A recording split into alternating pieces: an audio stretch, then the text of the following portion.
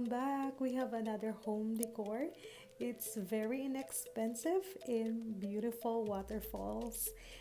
So if you like this project, keep on watching.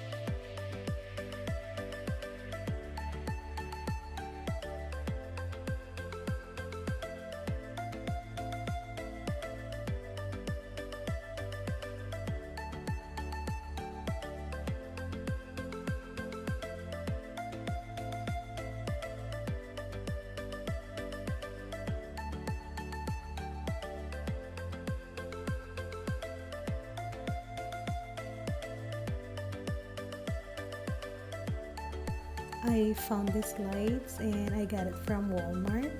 If you will do the same project, make sure to put the light first before anything else. Then voila, we're done! I hope you enjoyed the video. If you do, give me a big thumbs up, and if you are new to my channel, you are welcome here. Thanks for dropping by. Consider subscribing because I'm making a lot of DIYs. And here I put some battery operated candle lights. It works! I can use it as my candle holder. That's it guys. Thank you so much and see you on my next DIY. Take care.